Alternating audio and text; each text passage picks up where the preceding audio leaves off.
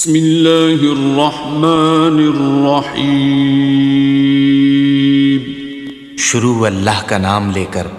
جو بڑا مہربان نہایت رحم والا۔ السلام علیکم ورحمۃ اللہ۔ بسم اللہ والصلاة والسلام علی سید الانبیاء والمرسلین، اما بعد، رب اشرح لی صدری ویسر لی امری واحلل عقدۃ من لسانی یفقہوا قولی، رب زدنی علما، رب زدنی فہما، ورب زدنی عملا۔ ناظرین، انسان کی یہ جبلت اور فطرتی خصلت ہے کہ جب اس پر کوئی ظلم کرتا ہے، زیادتی کرتا ہے یا ناروا سلوک کرتا ہے، اس کے ساتھ وہ معاملہ کرتا ہے جو نہیں کیا جانا چاہیے تھا، تو متاثرہ آدمی کے دل کے اندر ایک رد عمل کا اظہار کرنے کا خیال اور جذبہ پیدا ہوتا ہے کہ میرے ساتھ جو ظلم، جو زیادتی ہوئی ہے، میں اس کا رد عمل دوں گا، اور اسی رد عمل کو ہی انتقام کہا جاتا ہے۔ انسان کو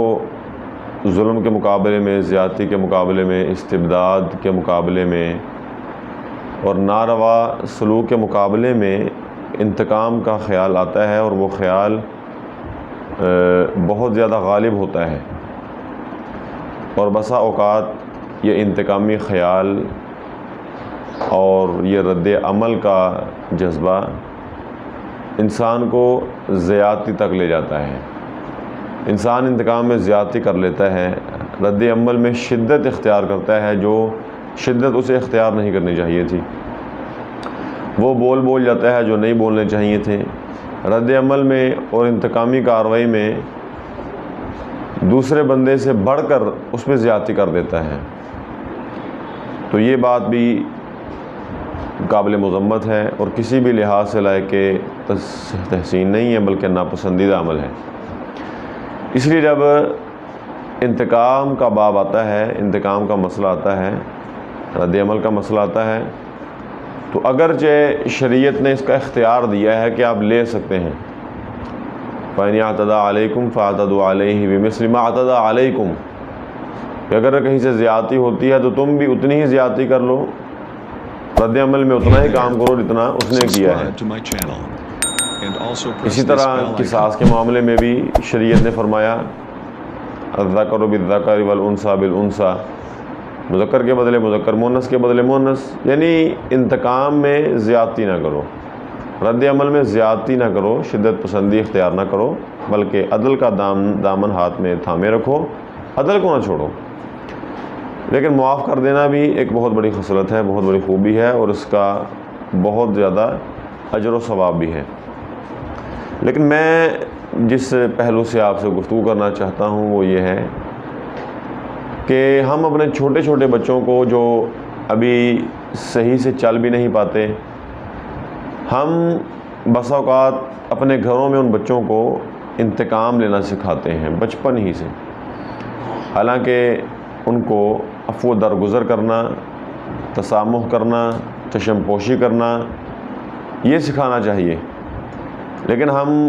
بسا اوقات لاشعوری طور پر اپنے بچوں کو انتقامی جذبہ دیتے ہیں۔ ہو سکتا ہے کہ آپ میری بات سے اتفاق نہ کریں، لیکن میں نے یہ چیز دیکھی اور سیکھی اور محسوس کی اور آپ سے شیئر کی کہ ہم دیکھتے یہ ہیں کہ بسا اوقات ایک چھوٹا بچہ، وہ بسا اوقات اس کا سر صوفے کے ساتھ لگ جاتا ہے، بیڈ کی ٹیک کے ساتھ لگ جاتا ہے، جس سے بچے کو تکلیف ہوتی ہے۔ تو دیکھا یہ گیا ہے کہ ہم اس بچے کو خاموش کروانے کے لیے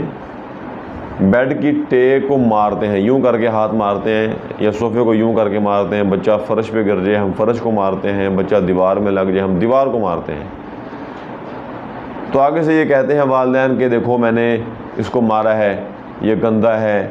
دیوار کو مار کے کہتے ہیں میں نے دیکھو اس کو مارا ہے، زمین کو مارا ہے، یا صوفے کو، اگر بچہ صوفے کو لگ گیا ہے، صوفے سے اس کے سر پہ چوٹ آئی ہے، ہم صوفے کو مارتے ہیں کہ دیکھو میں نے اس کو مارا ہے۔ تو بچہ یہ دیکھ کر واقعتاً خاموشی ہو جاتا ہے، بچے کو حوصلہ ہو جاتا ہے، اور بچہ یہ سمجھ لیتا ہے کہ یہی حل ہے، یہی حل ہے کہ فوراً عمل کا رد عمل کر دو، چاہے وہ بے جان چیز ہی کیوں نہ ہو، غیر عاقل چیز ہی کیوں نہ ہو۔ اسی طرح یہ بھی دیکھا گیا ہے کہ بچے کے چچا، بچے کے تایا یا کوئی اور عزیز بچے کو مذاق سے، لاڈ سے پیار کرتے ہیں، اسے چھیڑتے ہیں، بچہ تنگ ہو جاتا ہے، یا وہ بچے کو کسی جگہ سے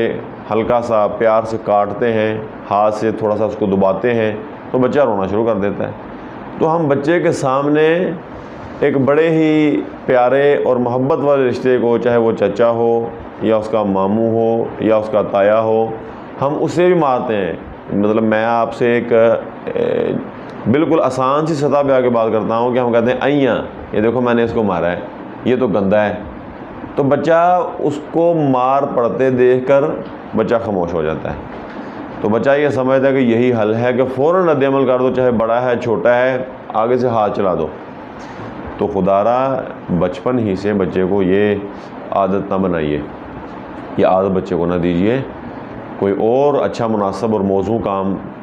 دیکھ لیجیے۔ یہ کام بچے کو نا وقت کے ساتھ ساتھ شدت پسند بناتا ہے، بچے کو انتقامی بناتا ہے، بچے کو جذباتی بناتا ہے، اور فوراً اشتعال انگیز کرنے والی بچے کو ایک نفسیات دیتا ہے۔ اس لیے ہمیں اس کام سے گریز ہی کرنا چاہیے۔ اللہ تعالیٰ سے دعا ہے کہ اللہ تعالیٰ ہمیں بچوں کی صحیح